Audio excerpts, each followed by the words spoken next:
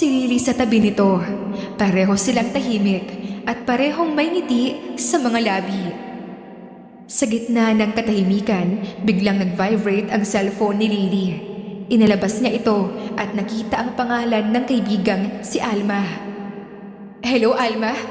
Lily, nasa ospital si Aling Bibian!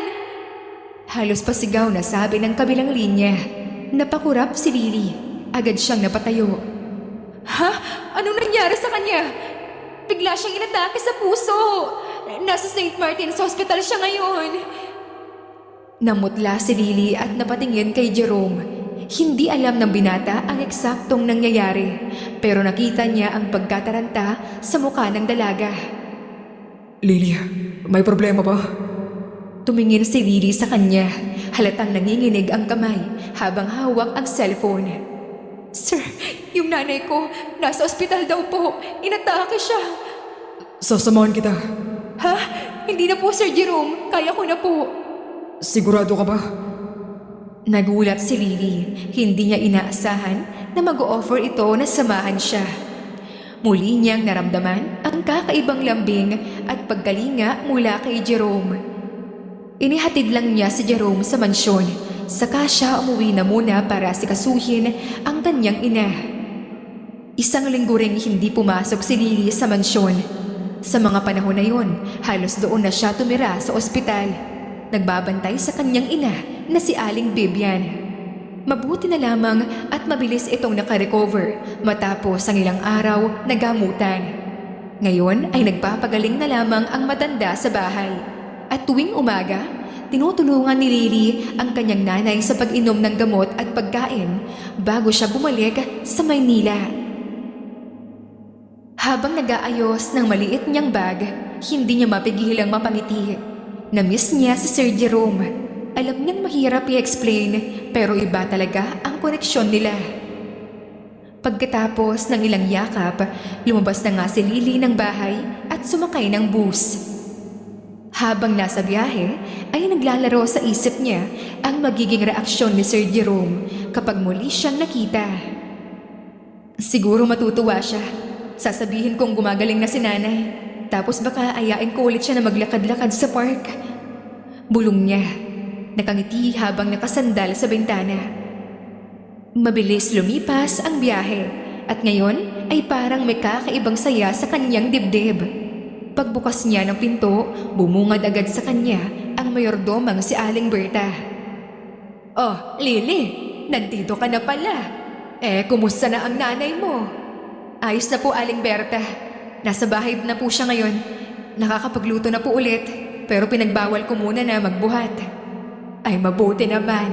O siya, sige, magpahinga ka na muna. Si Sir Jerome ay nasa loob, busy lang. Hindi na masyadong pinansin ni Lily ang sinabi nito. Akala niya ay business visitor lang ni Jerome, kagaya ng dati. Masayang-masaya siyang pumasok sa loob ng bahay. Dala ang magandang balita tungkol sa paggaling ng kanyang ina. Pagdating sa may sala, napansin niyang bukas ang pintuan ng silid ni Jerome. Mula roon ay naririnig niya ang mahinang boses ng lalaki. Huminga siya ng malalim. Kinakabahan siya pero nasasabik na siyang muling makita si Jerome. Lumapit siya at ngumiti sabay bati. Sir, may maganda po akong balit. Ngunit hindi na niya natapos ang sasabihin nang biglang may lumabas mula sa loob ng kwarto. Isang babaeng nakaputing bestida. Maayos ang buhok at amoy mamahaling pabango. Love, nakita mo ba yung perfume ko? Tanong ng babae habang humahaplos sa balikat ni Jerome. Parang biglang tumigil ang oras. Hindi agad nakagalaw si Lily at ang ngiti sa kanyang labi ay unti-unting nawala. Para siyang binuhusan ng malamig na tubig at natulala sa eksenang nasaksihan. Si Divina, ito na siguro ang babaeng ilang ulit nang nababanggit ni Jerome. Ang kasintahan nitong nasa Cebu. Saglit na nagkatinginan silang tatlo. Si Divina ay parang walang pakialam, abala sa paghahanap sa paligid. Si Jerome naman ay bahagyang natigilan, ngunit agad din itong bumawi ng tingin. Oh, Lily, Kumusta ng nanay mo? Hindi agad nakasagot si Lily. Para siyang nawalan ng boses. Lahat ng plano niyang sabihin ay biglang nawala sa isip niya. Para bang biglang gumuho ang damdamin niya. Hindi niya alam kung hiya ba, lungkot o selos ang nararamdaman. Ngunit bago pa siya makapag-isip ng maayos, sumigaw si Aling Berta mula sa kusina. Lele, pakicheck nga kung kumukulo na yung sabaw. Parang iyon na ang naging kaligtasan niya sa sandaling iyon. Opo, Aling Berta. Agad niyang iniwas ang tingin at mabilis na lumabas ng silid. Habang naglalakad patungo sa kusina, hindi niya mapigilan ang pagkabog ng kanyang dibdib. Bumalik na pala si Divina. Hindi niya alam kung bakit parang biglang sumikip ang kanyang dibdib. Dapat masaya siya para kay Sir Jerome niya, hindi ba? Yun naman ang totoo. Magkasintahan sila. Pero bakit parang may kung anong sakit na hindi niya maipaliwanag? Sa kusina, pinakialaman niya ang kumukulong sabaw. Kahit hindi naman talaga siya kailangan doon. Si Aling Berta ay napatingin sa kanya. Oy Lily, ayos ka lang ba? Parang ang tahimik mo. Ha? Ayos lang po ako, Aling Berta. Pagod lang siguro sa biyahe. Ngumiti si Aling Berta at hindi na nagtanong pa. Pagkatapos ng ilang minuto, umupo si Lily sa gilid ng lababo, hawak ang basang bimpo at nakatingin lang sa sahig. Ang tanga ko din, no? Akala ko... Pinilig niya ang ulo at pinilit ngumiti. Hindi, Lily. Wala kang karapatang umasa. Trabaho lang ang pinunta mo dito. Isa ka lang na labandera. Hindi mo dapat tinitignan si Sir Jerome ng higit pa roon. Pagkausap niya sa kanyang sarili. Kahit gaano pa niya pilit isipin iyon, ramdam pa rin niya ang hapdi sa dibdib. Samantala, sa loob ng silid, tahimik lang si Jerome habang nag-aayos si Divina ng mga gamit. Love, okay lang ba sa'yo kung dumito na muna ako ng ilang araw? Miss na kita eh. Uwi ka ni Divina, sabay yakap sa kanya mula sa likod. Ngumiti si Jerome ng pilit. Oo naman. Walang problema. At sa loob-loob niya, hindi maalis sa isip niya ang reaksyon kanina ni Lily. Ang pagkagulat sa mukha nito. Ang sasabihin nitong hindi na ituloy. Naalala niya ang mga araw na magkasama sila. Ang pagtawa ni Lily habang kumakain sila ng ice cream. Ang maingat nitong pag-alalay sa kanya habang naglalakad siya. At ang tapat nitong ngiti na walang halong pag-arte. Ngayon, habang naririnig niya si Divina na nagkukwento tungkol sa Cebu, parang may kulang. Kinagabihan, habang nasa labahan si Lily, pilit niyang tinatago ang lungkot. Pinakikinggan niya ang bawat patak ng tubig at pag-ikot ng washing machine. Parang doon niya binubuhos ang lahat ng nararamdaman. Minsan ay naririnig niya ang tawanan ni Divina at Jerome sa loob ng bahay. Napangiti siya kahit pilit. Masaya naman ako, no? Dapat masaya din ako para sa kanila. Pero habang sinasabi niya yon, ay hindi niya namalayang tumulo na pala ang luha sa pisngi niya. Agad niya iyong pinunasan. Hindi pwede. Hindi ako pwedeng umiyak. Isa lamang akong labandera dito. Hindi ako pwedeng maghangad ng kahit na anong espesyal na atensyon. Pero sa loob ng kanyang puso, bakit parang nasaktan siya? Tahimik na naghahapunan ang dalawa sa mahabang mesa. Nakaayos na ang lahat ng pagkain. Pero kahit na anong sarap ng pagkain ay walang gana sa Jerome. Hindi siya tumitingin sa katapat ni lumilingon man lang. Sa kanyang bawat pagsubok, parang napakalayo ng isip niya. Love, basag ni Divina sa katahimikan. May nakilala akong doktor nung nasa Cebu ako. Sabi niya may therapist na pwedeng makatulong sa mabilisang pagbalik mo sa dati.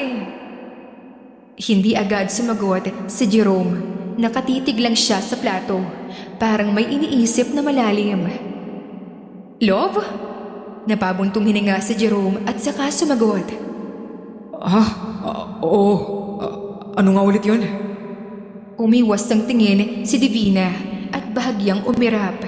Sabi ko, may kakilala akong magaling na therapist. Marami na siyang natulungan na katulad mo. Gusto ko siyang ipakilala sa'yo. Parang hindi pa rin interesado si Jerome. Marahan niyang nilapag ang tinidor at nagsalita ng mababa ang tono. Hindi na siguro kailangan, Divina. Gastos lang yun. Gastos? Love, hindi mo kailangan mag-alala sa gastos. Ang importante, gumaling ka. Umiling lamang si Jerome. Hindi na ako babalik sa dati. Biglang tumigas ang ekspresyon ni Divina. Napataas ang boses nito, dahilan para mapalingon si Jerome. Kung ayaw mong gumaling, pos ako, gusto ko! Nabigla si Jerome sa tono ni Divina. Noon pa man, bihira ito magsalita ng may galit. Pero ngayon, halatang naiirita na ito. Tahimik na tumingin sa kanya si Jerome. Kita sa mukha ni Divina ang pagkainis, habang pinipigilan ang sariling hindi sumabog. Hindi to tungkol sa gusto, sa ayaw ko. Hindi mo lang alam kung gaano kahirap para sa akin na tanggapin na baka ganito na ako habang buhay. Pero hindi mo naman sinusubukan. Kung ayaw mo magpagaling, huwag mo na ako itamay sa awa mo sa sarili mo. Napayoko si Jerome. Hindi niya alam kung ano ang sasabihin. Wala naman siyang intensyong saktan si Divina. Pero parang sa bawat salitang binibitawan niya, ay mas lalo lamang itong lumalayo. Sa loob-loob niya, iniisip pa rin niya ang mga sinabi ni Lily noon na mahalagang hindi sumusuko kahit anong hamon sa buhay. Ngayon ay parang bumabalik sa isip niya ang tinig na iyon ni Lily. Divina, hindi ko na alam kung anong tama o mali. Pero kung nasasaktan ka sa sitwasyon ko, baka mas mabuti pang tanggapin na natin na... Hindi na niya naitapos ang sasabihin dahil tumayo si Divina, bit-bit ang baso ng alak. Ano na naman yan? Drama na naman? Alam mo, Jerome, napapagod na rin ako makinig sa mga dahilan mo. Tumalikod na si Divina at mabilis na umalis patungong kwarto. Iniwan niyang mag-isa si Jerome sa mesa. Ilang sandali pa ay napahawak siya sa ulo. Ramdam niya ang bigat ng mga salitang binitawan ni Divina. Totoo naman, gusto niyang gumaling, pero iba kasi ang takot niya. Pagkatapos ng ilang minuto, tinulak niya palayo ang wheelchair patungo sa terrace. Tahimik doon, malamig ang simoy ng hangin. Naalala niya ang mga araw na kasama niya si Lily sa park. Ang tawa nito, ang pag-alalay sa kanya, ang simpleng saya ng pagkain ng ice cream. Siguro, mas totoo pa yung mga simpleng sandaling iyon kaysa sa lahat ng magagarang gabi namin ni Divina. Bulong niya sa sarili. Ilang sandali pa, lumabas si Aling Berta. Dala ang isang tasa ng kape. Sir Jerome, gusto niyo po? Salamat, Aling Berta. Iwan niyo na lang po dyan. Habang iniikot niya ang tasa sa kamay, may isang ideya ang pumasok sa isip niya. Isang plano na maaaring magpabago ng lahat. Ramdam niyang may nagbabago sa nobya niya. At kahit pilit niyang itanggi, alam niya na hindi na iyon ang parehong Divina na minahal niya noon. Kaya't sinubukan niya ang loyalty nito. Lumipas ang ilang araw, unti-unti nang nakagagalaw si Jerome. Hindi pa siya ganap na maayos, pero sa tulong ni Lily, nakakalakad na siya ng paunti-unti. Tuwing hapon, lagi itong nasa kanyang tabi, handang umalalay sa bawat hakbang niya. Nung una, naiilang pa si Lily. Ramdam na Jerome ang pag-iwas nito, pero hindi niya na iyon pinansin. Para sa kanya, sapat nang may kasama itong nag-aalaga at nakakausap kahit sandali. Sa mga tahimik nilang paglalakad sa hardin, parang nababawasan ang bigat sa kanyang dibdib. Hindi na rin umuuwi pa si Divina mula nang magtalo sila. Sa kabila niyon, natutunan niyang pahalagahan ang mga maliliit na sandaling kasama niya si Lily. Hating gabi na noon at nauhaw si Jerome. Dahan-dahan siyang bumangon. Ayaw na niyang istorbohin pa ang mga kasambahay, lalo na si Lily, dahil alam niya na maagang gumigising sa tuwing umaga para magtrabaho. Kahit pa paika-ika pa din ang kanyang mga hakbang, sinubukan niyang bumaba ng mag-isa. Bawat yapak niya sa hagdan ay maingat at may halong kaba. Pagdating niya sa kusina, saglit siyang nagpahinga. Uminom siya ng malamig na tubig. Napangiti siya ng bahagya. Isang bagay na matagal-tagal na rin niyang hindi nagawa.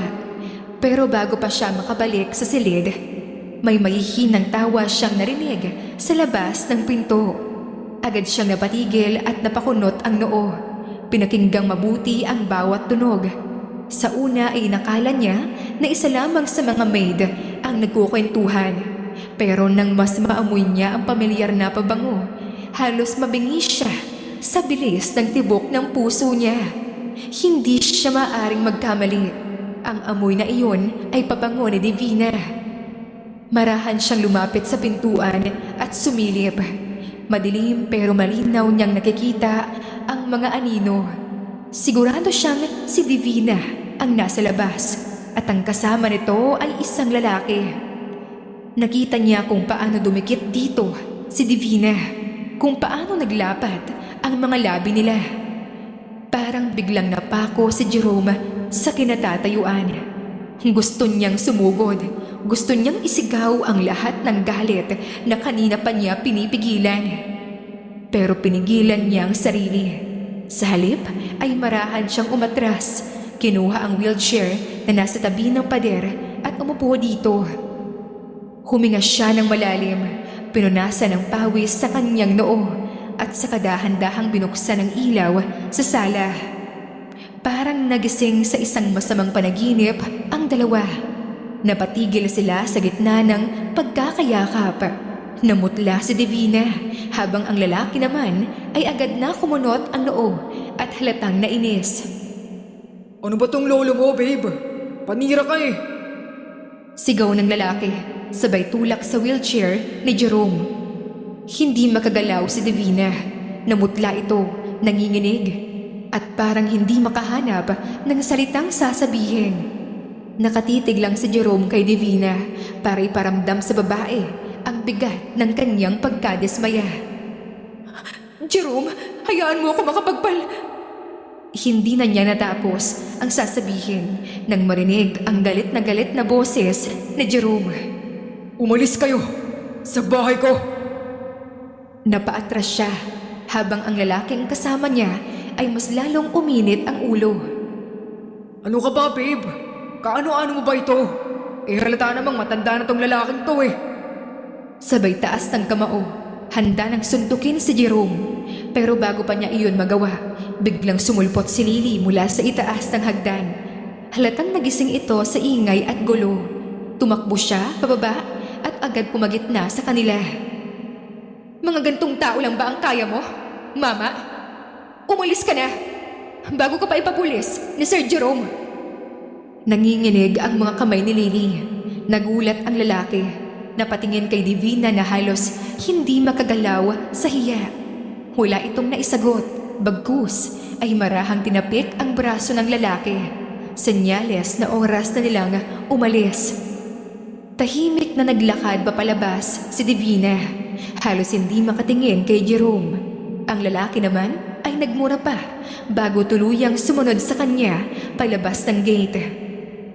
Pagkalabas ng dalawa, mabilis na nilapitan ni Lily si Jerome upang tulungan itong makapasok muli sa loob. Pero bago pa siya makalapit, itinaas ni Jerome ang kamay bilang hudyat. Iwan mo muna kami, Lily. Pero sir... Sige na, Lily. Ako nang bahala rito. Napayuko na lamang ang dalaga. Alam niyang iyon ang tamang gawin bilang isang labandera sa bahay ng amo.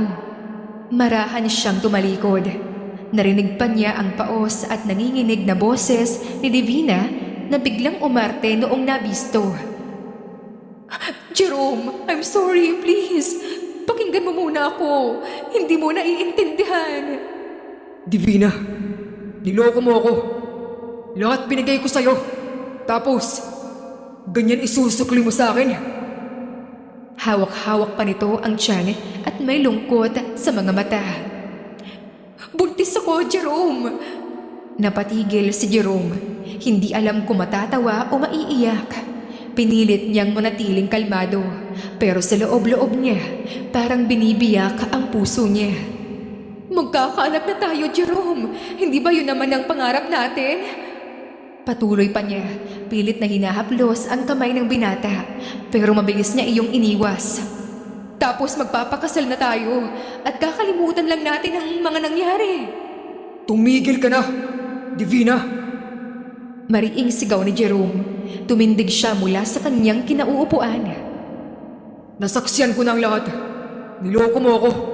Sa loob mismo ng bahay ko. Nanlaki ang mga mata ni Divina nang makitang nakatayo na si Jerome. Nakakapaglakad ka na? Oo. At salamat sa Diyos. Dahil kung di ako nakabangon, baka hindi ko pa nalaman kung gaano mo ako pinagmumukhang tanga.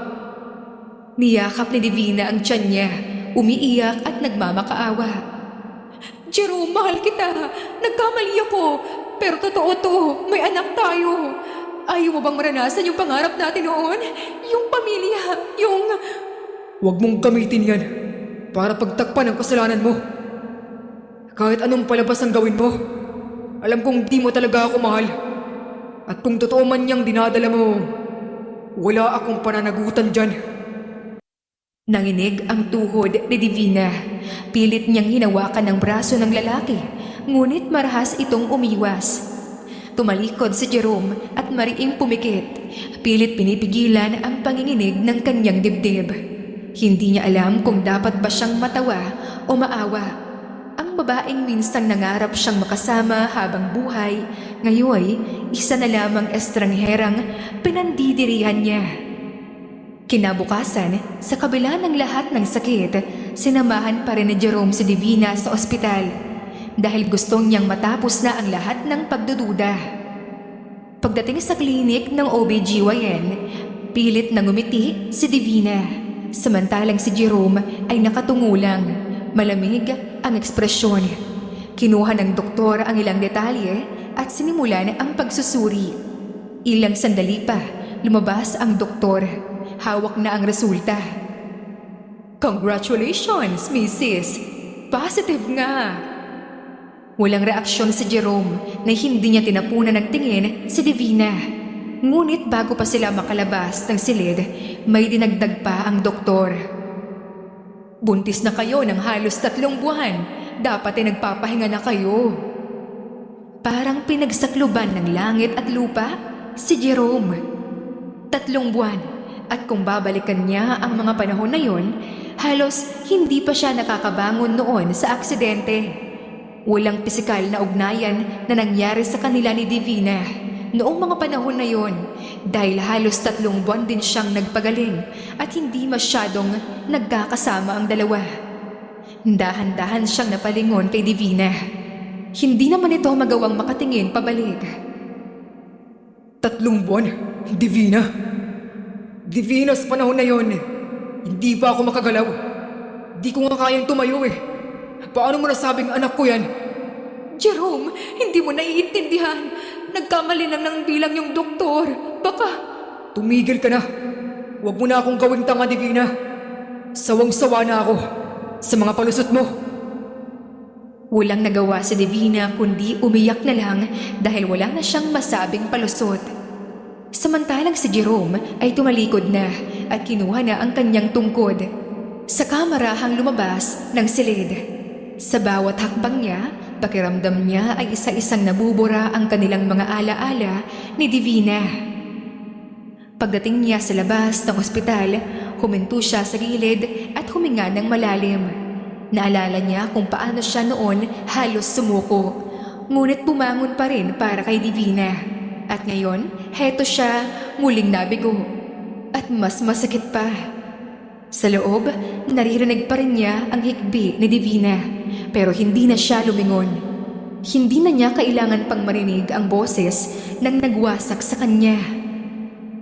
Pagbalik ni Jerome sa mansyon ay halos hindi niya alam kung saan ibubuhos ang lahat ng galit at sakit na kanina pa bumabalot sa kanyang dibdib. Pero sa gitna ng lahat, iisang mukha lamang ang biglang sumulpot sa isipan niya, si Lily. Hindi na niya alintana kung gabi na. Lumakad siya patungo sa likod ng bahay kung saan madalas nitong labhan ang mga damit. At doon nga ay nakita niya ito, nakaupo sa bangkong kahoy, pinupunasan ang mga kamay matapos ang mahabang araw ng trabaho. Nang mapansin siya ni Lily, agad itong tumayo sa gulat. "Sir Jerome, ang aga po ninyong umuwi. Gusto niyo po bang..." Hindi na niya naituloy ang sasabihin dahil sinalubong siya ni Jerome ng yakap habang umiiyak. Lily, tapos na. Wala na kami ni Divina. Napatigil si Lily. Saglit siyang tumango, ngunit hindi niya alam kung anong isasagot. Kita sa mukha nito ang pag-aalala, ngunit pinili niyang manahimik. Niloko niya ako. Lahat ng pinaghirapan ko. Nilustay niya, pati yung kumpanya. Palugi na dahil sa kapabayaan niya. Akala ko, sa pagmamahal niya lang ako binigo. Pero pati sa tiwala, pati ang buhay ko, winasak niya, Lily. Dahan-dahan siyang naupo sa upuang nasa tabi ni Lily. Hindi niya na kayang pigilan pa ang sarili. Alam mo, Lily, minsan naiisip ko kung bakit pa ako lumaban. Sa aksidente, sa lahat ng nangyari, ang dami kong pinagdaanan para lamang bumangon. Pero sa huli, ganito rin pala. Tahimik na pinakikinggan lang siya ni Lily. At sa bawat salita ni Jerome, naramdaman niyang mabigat talaga ang pinagdadaanan nito. Kumuha siya ng baso ng tubig at iniabot kay Jerome. Tinanggap naman ito iyon, bagaman nanginginig ang kamay. Naalala mo yung mga sinabi mo sa akin noon? Yung tungkol sa pagbangon. Kahit ilang beses ka pang matapa. Sir Jerome, hindi naman lahat ng laban kailangan ka agad manalo ka.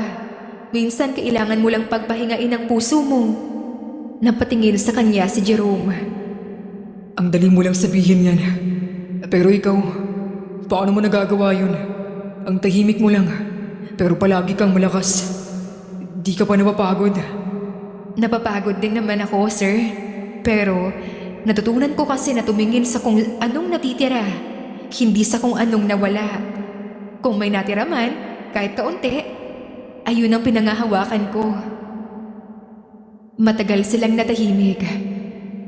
Kung lahat ng tao katulad mo, Lily, siguro walang masasaktan.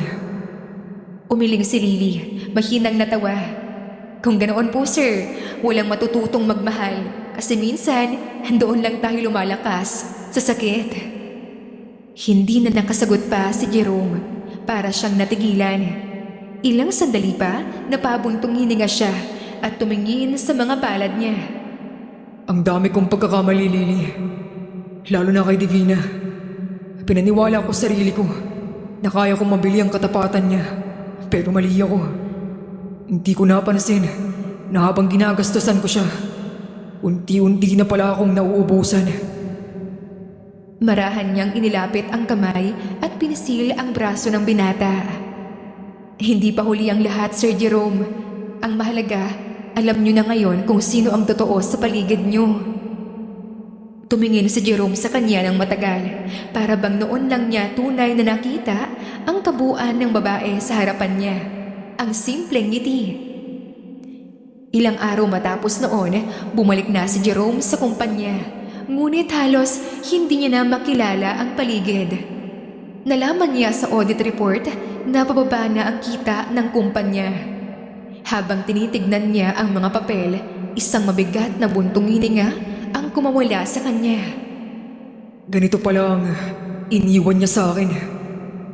Sa gitna ng lahat ng iyon, sa halip na magalit, isang pangalan lamang ang paulit-ulit na bumabalik sa isipan niya. Naalala niya ang mga payo nito sa kanya. Sa kanyang mesa, may larawan pa rin sila ni Divina. Ngunit hindi niya na iyon pinagmamasdan.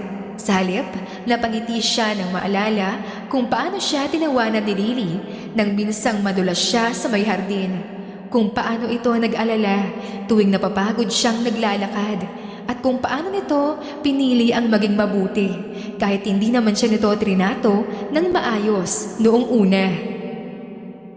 Lumipas ang mga taon at unti-unting gumaling ang mga sugat na iniwan ni Divina kay Jerome. Natutong waling bumangon at ngumiti si Jerome dahil sa isang simpleng babae na tinuruan siyang muling magmahal ng totoo. Sa paglipas ng panahon, hindi na nga nila kailangan pagsabihin sa bawat isa ang nararamdaman nila. Dumating na lang sa punto na sa bawat titig at ngiti ay sapat na para maunawaan nila ang tibok ng puso sa bawat isa. At nang dumating na nga ang araw ng kanilang kasal tungkol sa dalawang pusong pinagtagpo ng tadhana, hindi rin naging madali ang lahat. Sa gitna ng kanilang kasal, muling sumulpot si Divina. Sinubukan nitong gambalain ang seremonya. Pilit pinapahayag na si Jerome ay dapat manatili sa kanya. Ngunit ang lahat ay natigil nang dumating ang mga otoridad na matagal nang naghahanap kay Divina dahil sa mga kaso ng panlilinlang at pandaraya na kanyang itinago. Walang nagawa si Jerome kundi ang mapatingin na lamang habang inilalayo ang babae na minsan niyang minahal. Hindi galit ang bumalot sa kanya, kundi awa. Sa wakas, natapos rin ang kabanatang matagal nang nagpapabigat sa kanyang dibdib. Pagkaraan ng ilang taon, unti-unting bumalik sa ayos ang lahat. Naibalik ni Jerome ang kumpanya. Ngunit sa pagkakataong ito ay hindi na siya nag-iisa. Si Lily na ang katuwang niya, hindi lang sa trabaho, kundi sa buhay. Meron na silang dalawang supling na sina Miguel at si Amara. Sa tuwing pinagmamasdan ni Jerome ang kanyang pamilya sa hapagkainan, napapangiti siya. Dahil sa wakas, ito na ang tahimik na buhay na matagal niyang hinangad. Nakayakap siya kay Lily isang gabi. Kung alam ko lang noon, Lily, na ikaw na pala ang magiging tahanan ko. Sana, mas maaga kitang nakilala. Ngumiti lamang si Lily, saka marahang inaplos ang kamay niya. Ay di sana kinis mo na pala ako noong una tayong nagkakilala. Sabay silang nagtawanan dahil naalala ang nakaraan habang nakatanaw sa papalubog na araw. Minsan, kailangan muna tayong masaktan upang maunawaan kung ano ang tunay na halaga ng pag-ibig. Hindi laging perfect ang mga tao na una nating minahal. Pero kung marunong tayong matuto, magpatawad at tumingin sa kung ano ang natitira, darating din ang taong magpapaalala sa atin kung paano muling magmahal ng buo at totoo. Wakas.